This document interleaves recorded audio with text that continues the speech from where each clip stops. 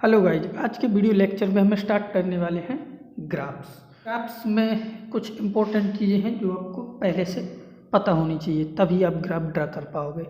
तो इसमें कुछ तो हम पहले पढ़ा चुके हैं, जैसे आपका फर्स्ट है डोमेन, ठीक है, इसको हम डिटेल में डिस्कस कर चुके हैं, रेंज को भी कर चुके हैं, ठीक है, और पीरियोडिक फंक्शन को भी कर चुके हैं। इसलिए आप पहले वो वाले वीडियो देख लो जिससे आपको ये डोमेन, रेंज और पीरियोडिक फंक्शन पता चल जाएंगे। इसके बाद जैसे फोर्थ पॉइंट है रूट। तो रूट क्या होते हैं? It is value of x for which y equal to 0, यानी कि एक्स की वो वैल्यू जिसके लिए वाई क्या हो जाए अपना 0, तो ये रूट कहलाते हैं। फॉर एग्जाम्पल ऐसे समझ सकते हो रूट के लिए, जैसे मैंने वाई इक्वल टू लिख दिया यहाँ पे एक्स स्क्वायर माइनस एक्स, ठीक है, वाई इक्वल टू क्या है एक्स स्क्वायर माइनस एक्स। तो x की वो वैल्यू हमें पता करनी है जिसके लिए y क्या हो जाए 0, तो y इक्वल टू 0 रख दोगे तो आ जाएगा x square minus x equal to 0, यानी कि x कॉमन लोगे तो x माइनस 1 इक्वल टू 0। एक x बराबर मिल जाएगा 0 और एक मिल जाएगा 1, ठीक है। तो ये 0 और 1 क्या कहलाएंगे? रूट्स, ठीक है। तो ये सब तो पता होगा आपको, फिर भी हम बता दे रहे हैं। इज ग्राफ में यदि हम देखें रूट्स कैसे पता चलेंगे, तो root is x coordinate of point of intersection of graph with x axis, यानी कि एक्स एक्सिस को ग्राफ जहाँ पे कट करेगा, ठीक है, वो आपका रूट होगा। फॉर एग्जांपल जैसे मान लो ये कोई एक ग्राफ है, ठीक है, ये ऐसे जा रहा है, मान लो ऐसे, जैसे ये आपका साइन एक्स का ही ग्राफ होता है, तो यहाँ पे कट करता है ये पाई पे, तो पाई इसका रूट होगा। फिर 2 पाई पे कट करेगा तो 2 पाई भी रूट होगा। यानी कि कोई भी जो ग्राफ होगा वो एक्स एक्सिस को जहाँ पे कट करेगा वो उसका रूट हो जाएगा, ठीक है। तो ये ना, तो ये आपका रूट हो गया। रूट के बाद अगली हेडिंग है जैसे एसिम्पटोट्स, ठीक है। तो एसिम्पटोट्स क्या होते हैं? Asymptote is a straight line if exist toward which graph of the function approach indefinitely. Asymptote क्या है? एक ऐसी स्ट्रेट लाइन है जो अपने ग्राफ को, ठीक है, इनडेफिनेट रूप से अप्रोच करेगी, ठीक है, वो होगा एसिम्पटोट। फॉर एग्जांपल जैसे हमने यहाँ पे एक ग्राफ ड्रा कर दिया, मान लो जैसे ये आपका कोई ग्राफ है किसी फंक्शन का, ठीक है, ये ऐसे, ठीक है। तो ये एक्स एक्सिस होगा और ये आपका क्या होगा वाई एक्सिस। तो ये जो लाइन दिख रही है आपको, ठीक है, ये लाइन क्या है? y equal to f x, sorry ये लाइन नहीं, ये तो ग्राफ है अपना। तो ये ग्राफ किसका है? y equal to f x का हमने ग्राफ ड्रॉ किया है यहाँ पे, ठीक है। तो ये जो ग्राफ है इसमें यदि एसिम्पटोट देखा जाए तो एसिम्पटोट का काम कौन सी लाइन कर रही है? ये वाली लाइन, ठीक है, ये जो एक्स एक्सिस है, तो ये अपना क्या है? एसिम्पटोट। तो यहाँ पे हम लिख सकते हैं एक्स एक्सिस इज अ एसिम्पटोट, ठीक है। तो अभी ये आपको क्लियर हो गया होगा एसिम्पटोट क्या होगा। इसके बाद जैसे 6 पॉइंट है आपका, 6 पॉइंट क्या है? बाउंडेडनेस। तो a function f x is called bounded if there exist a number m, एक नंबर है, ठीक है, वो क्या होना चाहिए? एफ एक्स यानी कि modulus of f x less or equal to m के बराबर हो या फिर इससे छोटा हो उसकी डोमेन में, तो इसका मतलब कि वो फंक्शन बाउंडेड होगा। तो इसका सीधा सा मतलब ये है आपका कि हमें एक ऐसा ग्राफ बनाना है जो हमें एक ऐसा नंबर मिल जाए, जैसे m यहाँ पे जो दिया है m, एक ऐसा नंबर मिल जाए जिसके ऊपर ग्राफ ना जाए साइन x, ठीक है। तो साइन x का ही ग्राफ समझ लेते हैं, जैसे ये साइन x है, तो ये ऐसे बनेगा इस प्रकार से, ठीक है। तो ये जो ग्राफ है ये आपको पता है कि साइन x की जो रेंज होती है वो क्या होगी? -1 to +1, यानी कि यदि मैं एक लाइन ऐसे, एक ये 1 लाइन ड्रा ऊपर करूं और एक -1 लाइन नीचे ड्रा करूं, तो ग्राफ इसके बीच में बाउंडेड हो जाएगा, यानी कि अब ये 1 के ऊपर नहीं जाएगा और -1 के नीचे नहीं जाएगा। तो इसका मतलब कि ये जो आपका फंक्शन है साइन एक्स, ये क्या होगा? बाउंडेड हो गया, किसके बीच में? -1 to +1, यानी कि जो उसकी रेंज होती है उसके बीच में ये फंक्शन क्या हो जाएगा आपका? बाउंडेड हो जाएगा। तो यही है बाउंडेडनेस का मतलब, ठीक है। और बाउंडेडनेस हम कैसे, बाउंडेड जो होता है फंक्शन वो हम कैसे डिसाइड करते हैं? बेसिकली देखते क्या है अपन? रेंज को। जैसे आपके सामने एक फंक्शन है जिसकी रेंज मान लो इस प्रकार से डिफाइन है, मान लो -∞ to 3, ठीक है। तो 3 पे आपका ये क्लोज लगा। जैसे इसको पूछा जाए कि ये फंक्शन की रेंज है, अब बताओ कि बाउंडेड होगा या अनबाउंडेड होगा। तो पहली चीज़ तो जैसे इसमें हमें ये इन्फिनिटी दिख गया, तो सीधे हम इसका आंसर क्या लिख देंगे, अनबाउंडेड, क्योंकि ये बाउंडेड तो नहीं होगा। बट यदि हमसे ये पूछा जाए कि क्या ये लोअर बाउंड होगा, लोअर बाउंड हो तो ये नहीं होगा, तो ये हो गया आपका आंसर नो। क्या ये अपर बाउंड होगा, तो यस, क्योंकि अपर बाउंड का मतलब ये है कि 3 के ऊपर तो जाएगा नहीं, 3 पे ये क्लोज लगा है, तो इसका मतलब ये जो कर्व है ये 3 के ऊपर नहीं जाएगा, एक्स एक्सिस के ऊपर, बट नीचे जो ग्राफ होगा वो -∞ तक जाएगा, इसलिए वो लोअर बाउंड तो नहीं है लेकिन अपर बाउंड है। तो इसका मतलब इन दोनों में से यदि कोई एक फेल हो गया, जैसे अपर बाउंड नहीं हुआ या लोअर बाउंड नहीं हुआ, तो उसका मतलब वो फंक्शन तो आपका अनबाउंडेड हो जाएगा। बट यदि ये कहा जाए कि क्या वो अपर बाउंड होगा, तो अपर बाउंड होगा, क्योंकि ये 3 पे ये बाउंडेड हो जाएगा। इसके बाद जो आपका है 4th पॉइंट है, इसमें एक चीज़ और डिस्कस करते हैं हम, मैक्सिमम और मिनिमम वैल्यू। ग्राफ से समझते हैं कि मैक्सिमम मिनिमम वैल्यू क्या होंगी। ये ग्राफ जो दिख रहा है आपको, इसमें हमें बताना है इसकी मैक्सिमम वैल्यू, मिनिमम वैल्यू। तब जो हमने अभी पॉइंट पढ़े हैं वो सारे डिस्कस कर लेते हैं एक साथ इसी कर्व में।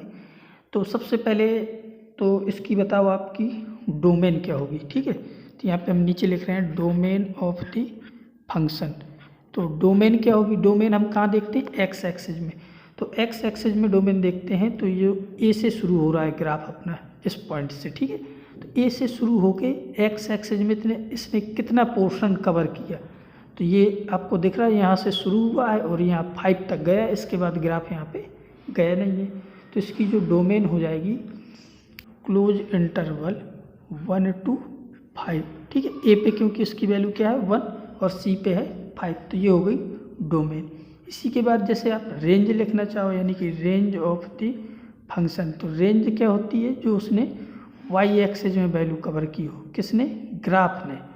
तो वाई एक्सिस में देखो कि ए पे है इसका लोअर पॉइंट यानी कि -2 पे, और सी पे है इसका अपर पॉइंट -2 to 4, ठीक है, क्योंकि इसकी मैक्सिमम वैल्यू कहाँ पे मिलेगी, 4 पे, ठीक है। तो ये तो आपकी रेंज हो गई।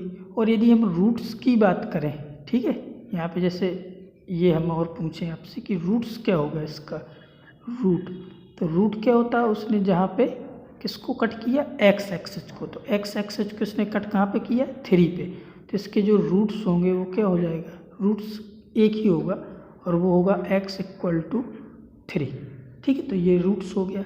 और यदि ये मैक्सिमम मिनिमम वैल्यू की बात करें, तो मैक्सिमम और मिनिमम हमें रेंज से ही पता चलेगा। इसकी जो लोअर यानी कि जो छोटी वैल्यू होगी ये मिनिमम है और ये आपकी मैक्सिमम है।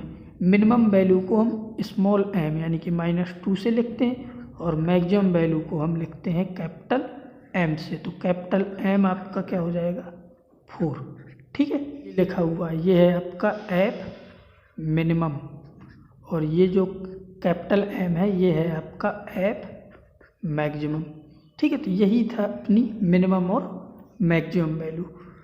तो बस ये कुछ पॉइंट्स से जो ग्राफ पढ़ने से पहले हमें सीखने चाहिए, सीखने पड़ेंगे। इसके बाद अब हम स्टार्ट करते हैं अपने एलिमेंट्री ग्राफ्स। तो सबसे पहला, जैसे एलिमेंट्री ग्राफ में सबसे पहला है कांस्टेंट फंक्शन। कांस्टेंट फंक्शंस का मतलब जैसे y = दिया है आपके पास कोई भी k क्या है, एक कांस्टेंट है, ठीक है। तो कांस्टेंट फंक्शंस के ग्राफ तो आपको पता है, एक हॉरिजॉन्टल लाइन होगी जैसे y = k, तो ये तो आपने स्ट्रेट लाइन में भी पढ़ लिया होगा। तो ये क्या है आपका y = k, ये तो आपको पता है कि y = k या y = कांस्टेंट कुछ भी हो, वो तो एक हॉरिजॉन्टल लाइन होती है, ठीक है। तो यदि इस पॉइंट की बात करो तो यहाँ पे x 0 होगा क्योंकि ये y एक्सिस है, y एक्सिस में क्या होगा, x तो 0 होगा बट y कितना होगा, k, यानी कि इस लाइन के ऊपर कोई भी पॉइंट उठाओ वहाँ पे y हमेशा आपको k ही मिलेगा, ठीक है। और ये आपका ओरिजिन था। तो बस यही आपका क्या हो जाएगा, कांस्टेंट फंक्शन का ग्राफ, यानी कि y = k का ग्राफ एक स्ट्रेट लाइन हो जाएगी, horizontal line parallel to x axis, ठीक है। और यदि आप इसमें चाहो जैसे इसकी डोमेन, तो डोमेन तो इसने पूरा x एक्सिस कवर किया है, तो वो आपकी क्या हो जाएगी, r, ठीक है। तो x एक्सिस में इस साइड और इस साइड पूरा x एक्सिस कवर किए, तो ये इसकी क्या हो गई, डोमेन। और यदि रेंज की बात करें यानी कि रेंज ऑफ द फंक्शन, तो इसने जो कवर किया है पोर्शन, यानी कि अब इसने वाई अक्ष को कितना कवर किया, तो वाई अक्ष में इस पॉइंट के अलावा ये कहीं गया ही नहीं है। और ये पॉइंट क्या है आपका के, यानी कि कर्ली ब्रैकेट के अंदर के, इसकी रेंज हो जाएगी। ठीक है, तो बस ये तो एक सिंपल सा है कांस्टेंट फंक्शन। इसके बाद है जैसे लीनियर फंक्शन। लीनियर फंक्शंस का मतलब जैसे y इक्वल टू होगा एफ एक्स, y बोलो या एफ एक्स बोलो एक ही होता है। तो y equal to f x equal to जैसे है ए एक्स प्लस बी। ठीक है, ये है एक लीनियर फंक्शन। जैसे आपने स्ट्रेट लाइन में y equal to m x plus c पढ़ा होगा, तो m यहाँ पे a है और c की जगह b है, तो वो वापस कांस्टेंट है, कोई फर्क नहीं पड़ेगा। और लीनियर में क्या होना चाहिए कि a is not equal to 0, क्योंकि a 0 कर दोगे तो फिर वो लीनियर बचेगा ही नहीं, वो तो फिर से कांस्टेंट आ जाएगा। लीनियर फंक्शंस होंगे, इनके ग्राफ भी एक स्ट्रेट लाइन ही बनेगी। y इक्वल टू क्या है ए एक्स प्लस बी। ये जो कर्व आपको दिख रहा है ये ऐसी लाइन बनेगी, ये किसी भी डायरेक्शन में बन सकती है। हमने तो अभी इसको ऐसे क्रूडली ऐसे ड्रा कर दिया। और ये तो आपका क्या है ओरिजिन। जैसे ए के कोऑर्डिनेट चाहिए तो ए क्या है एक्स एक्सिस में कट कर रहा है, मतलब कि एक पॉइंट है जो एक्स एक्सिस को कट कर रहा है।